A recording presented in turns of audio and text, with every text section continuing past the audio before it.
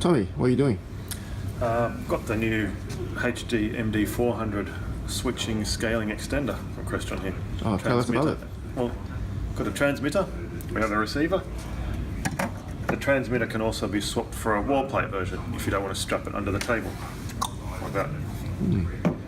So what it is, it's got on the transmitter end we have two HDMIs and a VGA, and you send that to the receiver, and the receiver spits it out as a HDMI. But the receiver also has a fourth local input at the receiver end, so when you strap this behind the screen, you can drop that HDMI as a local HDMI input beneath the screen. So you've got the four inputs rather than just having the three on the transmitter. It's also got audio breakaway, so you can put that straight onto a sound bar, for example, underneath the TV. You can control the TVs via infrared or RS232 or CEC.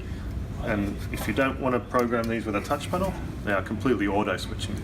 So if you connect your laptop to the HDMI 1 input, it will switch to that. Next person comes in and plugs in a VGA connected laptop. If you've still got those around, it'll automatically switch to the VGA.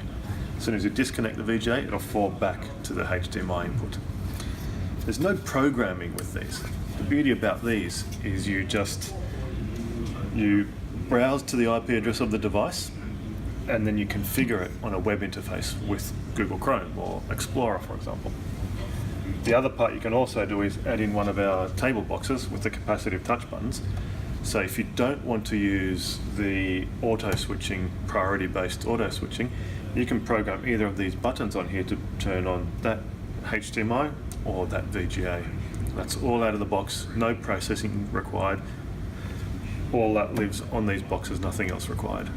So what's the distance you can run maximum distance?